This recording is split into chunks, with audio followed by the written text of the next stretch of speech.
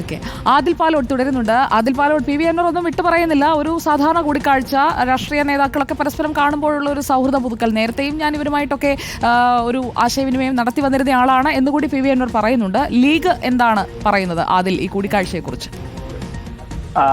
സുജയ, ഇതിൽ പ്രധാനപ്പെട്ട കാര്യം പി വി അൻവർ പറയുന്നതനുസരിച്ച് ആപ്പിൾ ദുബായിലേക്ക് കയറ്റിവിടാനെന്നൊക്കെയാണ്. പക്ഷേ നമ്മൾ മനസ്സിലാക്കുന്നതനുസരിച്ച് നിർണായകമായ ചില കൂടിക്കാഴ്ചകൾ നടക്കുന്നുണ്ട്. ഇതിൽ പ്രധാനം ഈ കേരളത്തിൽ നിന്നുള്ള UDF നേതാക്കൾ, രമേശ് ചെന്നിത്തല, KPCC അധ്യക്ഷൻ K സുധാകരൻ, മുസ്ലിം ലീഗിന്റെ പ്രധാനപ്പെട്ട നേതാക്കൾ ET മുഹമ്മദ് ബഷീർ, PV അബ്ദുൽ വഹാബ് എന്നിവരെയൊക്കെ കാണുന്നുണ്ട്. ഇതിന് പുറമെ ദേശീയ രാഷ്ട്രീയവുമായി ബന്ധപ്പെട്ട ചിലരെയും കാണുന്നുണ്ടെന്നാണ്, മറ്റു പാർട്ടികൾ, ദേശീയ പാർട്ടികളുമായി ബന്ധപ്പെട്ട ചിലരെയും കാണുന്നുണ്ടെന്നാണ് നമുക്ക് സ്ഥിരീകരിക്കുന്ന വിവരം. കാരണം ഈ DMK എന്നതൊരു സോഷ്യൽ സംഘടനയായാണ് ഇപ്പോൾ നിൽക്കുന്നത്. ഒരു രാഷ്ട്രീയ പാർട്ടിയാക്കാനുള്ള ശ്രമമുണ്ട്. DMKയുമായി സഹകരിക്കുന്ന കാര്യം നേരത്തെ തന്നെ ആ അധ്യായം അടഞ്ഞിരുന്നു. അതുകൊണ്ട് മറ്റേതെങ്കിലും ദേശീയ രാഷ്ട്രീയ പാർട്ടിയുമായി സഹകരിക്കുന്ന കാര്യത്തിലുള്ള ചർച്ചകൾ ഇപ്പോൾ തിടുക്കപ്പെട്ട് ദില്ലിയിൽ നടക്കുകയാണ്. ഇതാണ് ആപ്പിൾ കയറ്റിവിടുന്നതല്ല എന്നതാണ് നമ്മൾ മനസ്സിലാക്കുന്നത്. ഏതായാലും നിർണായകമായ ചർച്ചകൾ ഇവിടെ നടക്കുന്നുണ്ട്.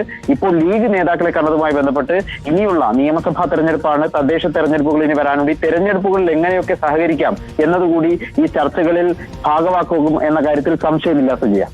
അതിൽ അത് തന്നെയാണ് ഇപ്പോൾ നടത്തുന്ന കൂടിക്കാഴ്ച.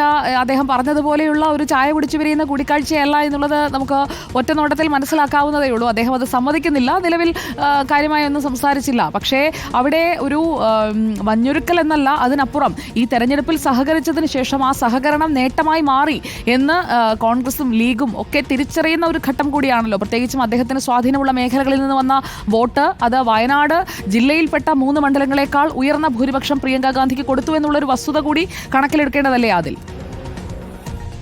അതെ, ഉറപ്പായും അങ്ങനെ തന്നെയാണ്. ഇപ്പോൾ നമുക്ക് ലഭിക്കുന്ന വിവരം, ഞാൻ ഈ പറഞ്ഞതുപോലെ ഈ പ്രധാനമായും ഈ ലീഗിലോ UDFിലോ ചേരുക എന്നതിപ്പോ PV അൻവറിന്റെ ഒരു ലക്ഷ്യത്തിലോ അല്ലെങ്കിൽ മുന്നിലില്ല. പകരം ഏതെങ്കിലും ഒരു രാഷ്ട്രീയ പാർട്ടിയുടെ ഭാഗമാവുക. ഇതിൽ തൃണമൂൽ കോൺഗ്രസ് ആണ് PV അൻവർ ലക്ഷ്യം വെച്ചിരിക്കുന്ന സ്ഥാനം എന്നതാണ് നമുക്ക് സ്ഥിരീകരിക്കാത്ത ഇപ്പോൾ ഒരു അഭ്യൂഹമായി ചർച്ചകളിലുള്ളത്.